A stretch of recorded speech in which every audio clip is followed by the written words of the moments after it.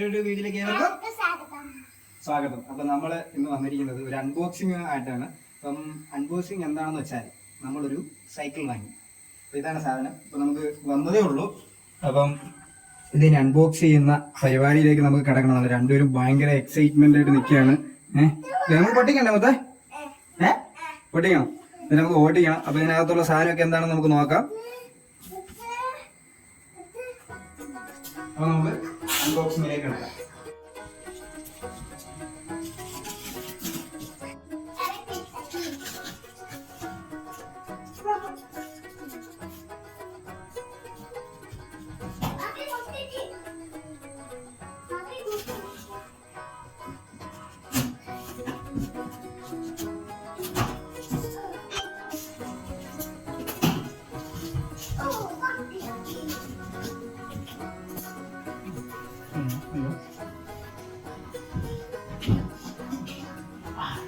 അപ്പോൾ നമുക്ക് ഇതിൻ്റെ അകത്ത് എന്താണെന്ന് നോക്കാം.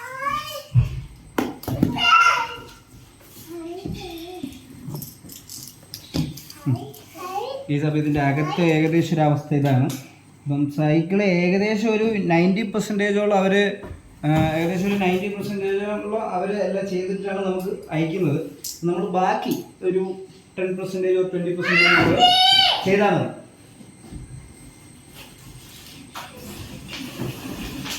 This is our cycle.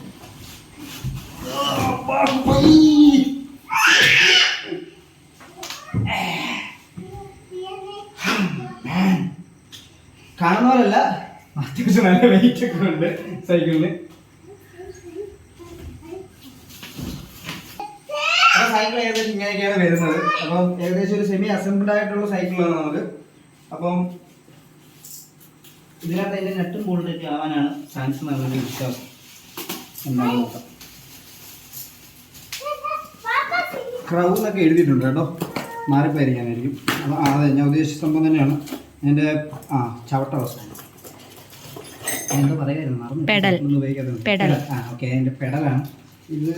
Plastic മെറ്റലല്ല, പ്ലാസ്റ്റിക്കാണ്. Plastic പെഡലാണ്. പിന്നെ അതിനകത്ത് എല്ലാങ്കി വരുന്നുണ്ട്. പിന്നെ അതിൻ്റെ ഒരു ടൂള് ഉണ്ടോ, ഇത് നമുക്ക് ഒരു പല ടൈപ്പിൽ യൂസ് ചെയ്യാൻ പറ്റുന്ന ഒരു ഇത് വരുന്നുണ്ട്. പിന്നെ ഒരു എല്ലാങ്കി സെറ്റ് വരുന്നുണ്ട് നമ്മുടെ. അപ്പോൾ ഇത് തന്നെ മതി, നമുക്ക് അസംബിൾ ചെയ്യാൻ പറ്റുമെന്നുള്ളതിനായിരിക്കും ഒരു ഇതൊക്കെ തരുന്നതാണ് എൻ്റെ ഒരു വിശ്വാസം. അപ്പോൾ നമുക്ക് ബാക്കി നോക്കാം എന്തൊക്കെയാണെന്ന്. അപ്പോൾ നമ്മുടെ അൺബോക്സിങ് കഴിഞ്ഞു.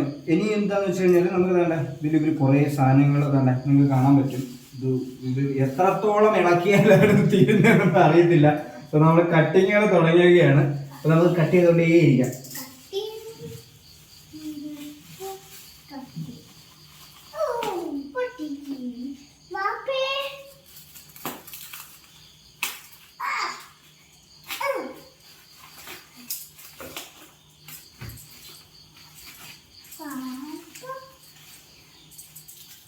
ഏകദേശമൊക്കെ സെറ്റ് ചെയ്തിട്ടുണ്ടെങ്കിൽ കാണാം.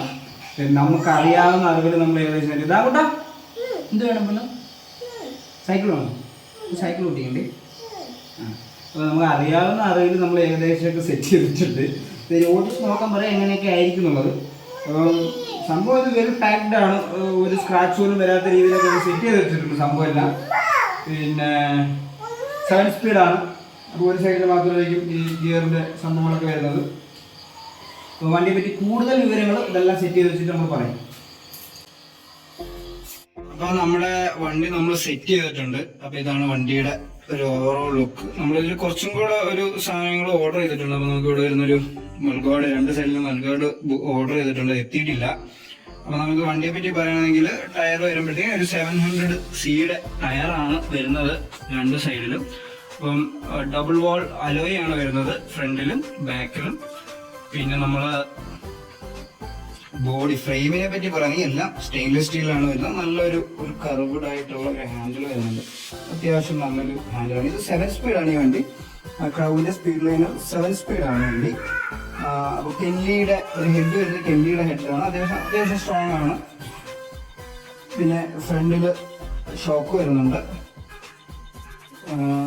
2 സൈഡിലും നമുക്ക് ഡിസ്ക് ബ്രേക്ക് വരുന്നുണ്ട്.